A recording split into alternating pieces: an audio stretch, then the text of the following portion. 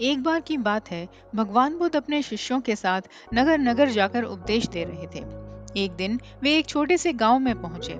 गांव के लोग बड़ी श्रद्धा से बुद्ध का स्वागत करने आए, परंतु गांव का एक व्यक्ति जो बुद्ध के विरोधी विचारों का था, बुद्ध के उपदेश से क्रोधित हो गया।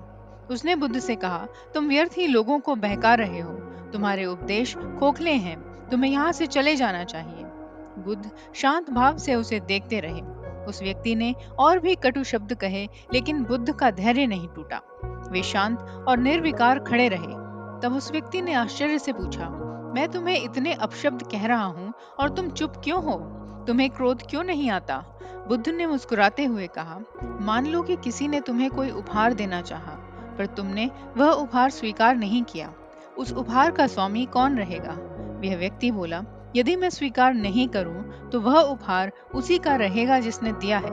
तो बुद्ध ने समझाया, ठीक इसी प्रकार तुमने मुझे अपशब्द कहे, लेकिन मैंने उन्हें स्वीकार नहीं किया, इसलिए वे तुम्हारे ही रह गए। मैं क्यों क्रोधित हूँ? मैं तो तुम्हारी बातों को अपने पास आने ही नहीं देता। बुद्ध की यह वाणी सुनकर वह व्यक्ति स्तब्ध रह गया। उसे अपनी गलती का एहसास हुआ। उसने बुद्ध से क्षमा मांगी और उनके चरणों में प्रणाम किया। बुद्ध ने उसके सिर पर हाथ रखकर कहा, मनुष्य का सबसे बड़ा शत्रु उसका क्रोध है। क्रोध करने वाला स्वयं जलता है, जैसे आग में डालने वाला कोयला उसके हाथों को पहले जलाता है। क्षमा और धैर्य ही सबसे बड़ा बल है।